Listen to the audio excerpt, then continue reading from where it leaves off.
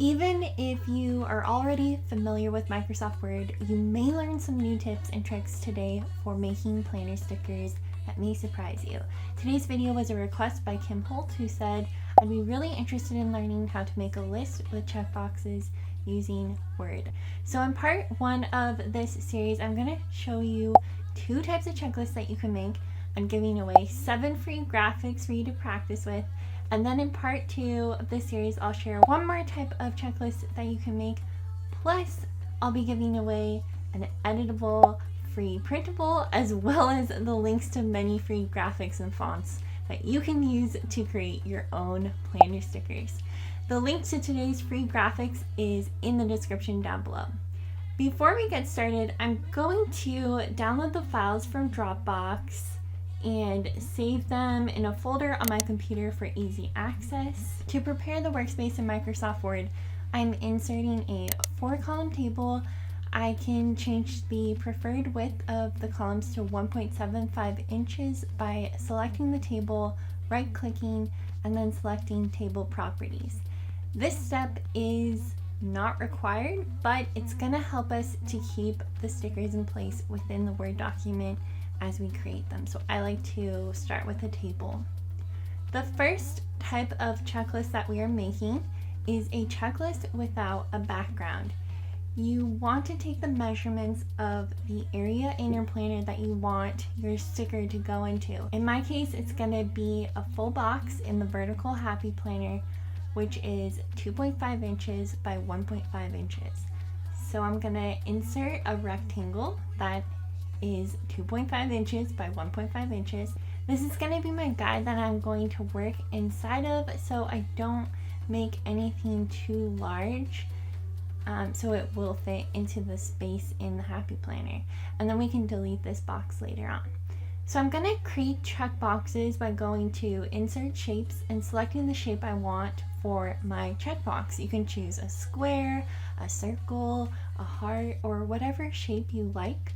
But for this example, I'm going to select the rounded square option and change the size to 0.17 by 0.16 inches.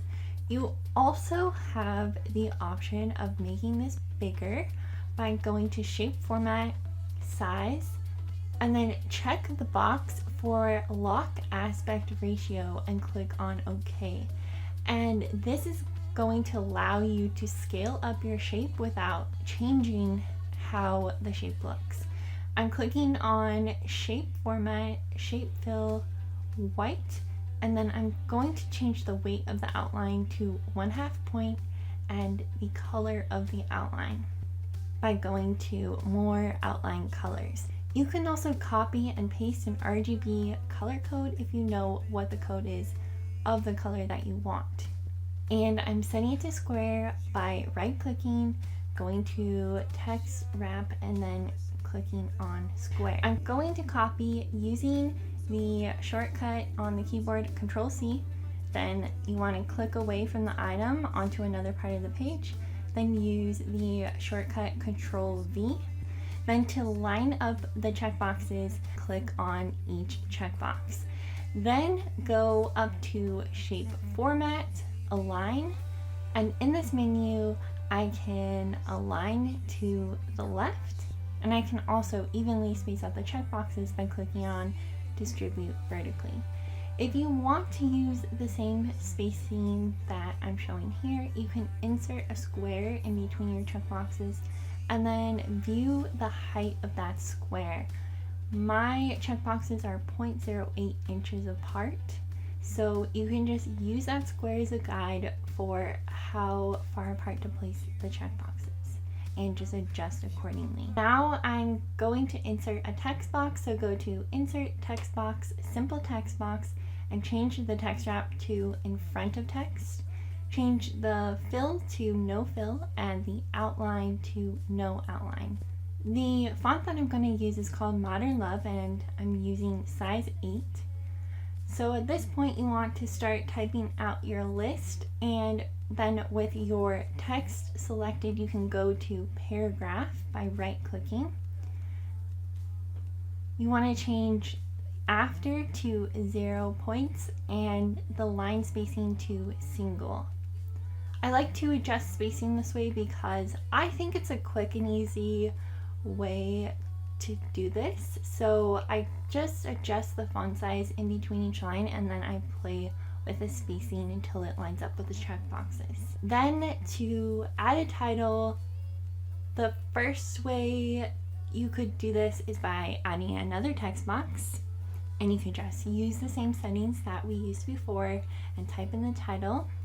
The second way is by inserting a graphic. So to do this, go to Insert, Pictures, this device, and add the Sunday Reset graphic from this video's freebies that you downloaded. When I'm doing this, I'm making sure that I'm not dragging and dropping the graphics into Microsoft Word, because that will sometimes degrade the resolution of the graphic, which is something I don't want to risk.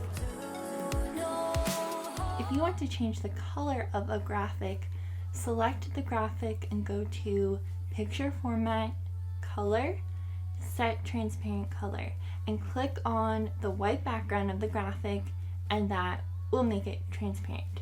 Then if you go to Color, More Variations, More Color Options, Custom, you can change it to any color that you'd like. And like I said, this can give your graphic a transparent background, which really opens up your options for what you can do in Microsoft Word. I think this is a really cool addition. Let's go ahead and group these. So select all of them, right click and select group. If you ever need to separate items, you can click on grouped items and select ungroup. I'd run 1,000 miles if I could run with you. For the second type of checklist, insert the Sunday Reset full box, which is included with the freebies for this video, and then set the wrap text to square.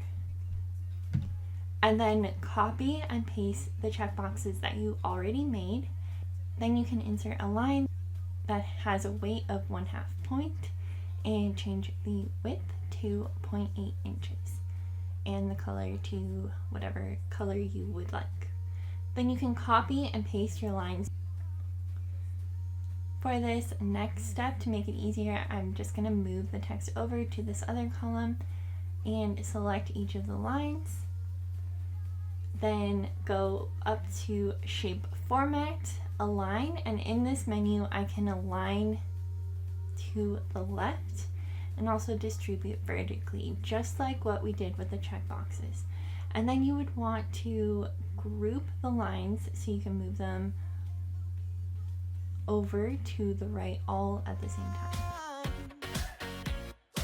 Now we're going to learn how to make a full box. So insert the flower pattern PNG that came with the freebies and set text wrap to square. Change the height to 2.5 inches. The reason why I made this larger pattern for you is so you can crop different portions of the pattern if you want to make each sticker look different. So go ahead and crop this to a width of 1.5 inches. Next, insert a white rectangle that is 2.25 inches by 1.22 inches. Set the text wrap to square and position it within the rectangle.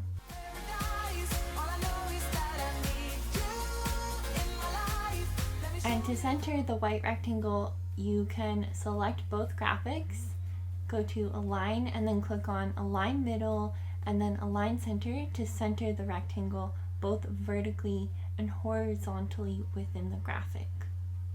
Now you just need to copy and paste the checkboxes and lines that you already made. I'm going to make these checkboxes smaller and then change the color for this example. You can copy and paste more checkboxes in order to add more to your sticker, and then in order to make sure that the spacing stays consistent, line up the new top checkbox with the existing bottom checkbox, and then delete any extra checkboxes that you have. Because the checkboxes are smaller, I need to adjust the sizes of the lines also. So I'm just going to do the same thing where I copy and paste and align them and then delete the extras. And if you want, you can add a title. I'll be giving away information about how you can access the fonts I'm using and get graphics in the next video. Almost all of them are free. I'll also be giving away a free editable printable, and we'll be learning some more Microsoft Word techniques for making planner stickers. So I hope I'll see you next Saturday. Bye!